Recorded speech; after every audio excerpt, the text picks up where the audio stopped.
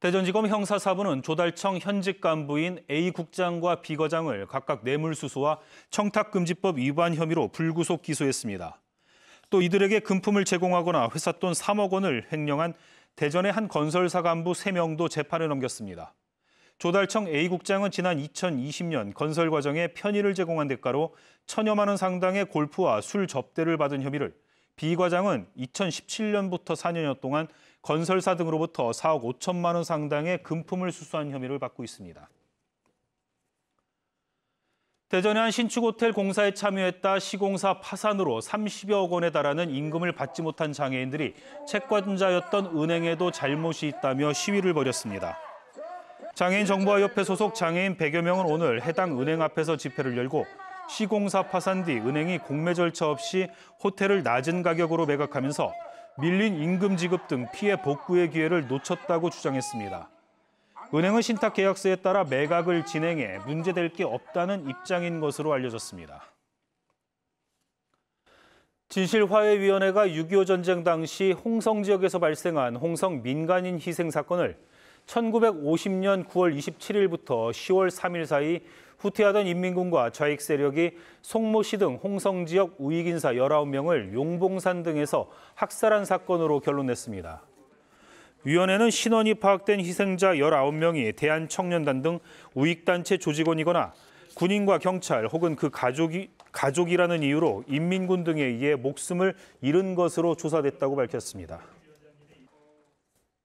최민호 세종시장 당선인이 오늘 정부 세종청사에서 한화진 환경부 장관을 만나 세종보 존치 필요성을 재차 강조하고 안정적인 담수 방안 등을 논의했습니다. 최 당선인은 이 자리에서 세종보는 4대강 사업과 달리 친수공간 조성을 위해 4대강 사업 이전에 계획된 수중보로 세종시 건설의 특수성을 고려해 존치해야 한다고 말했습니다. 대전 환경운동연합 등 지역 환경단체는 환경부가 공주보 담수 과정에서 민간협의체 위원들을 들러리로 만들었다며 사과를 촉구하고 공주보 담수를 즉각 중단하라고 요구했습니다. 이들은 오늘 금강유역 환경청 앞에서 기자회견을 열고 민간협의체 의장인 금강유역 환경청장이 현장 조사에 나타나지도 않았고 환경부는 회의가 열리기도 전에 공주보 담수를 결정해 발표했다고 비난했습니다. 대전시장직 인수위원회가 계룡시와 신탄진을 잇는 충청권 광역철도 1단계 사업이 지연될 우려가 있다며 관련 부서에 대책 마련을 요구했습니다.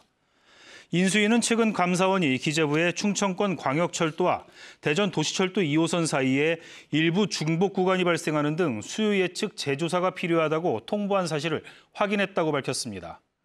인수위는 수요 예측 재조사가 진행되면 착공 시기가 내년 하반기로 1년가량 연기될 수밖에 없다며 대책 마련을 주문했습니다.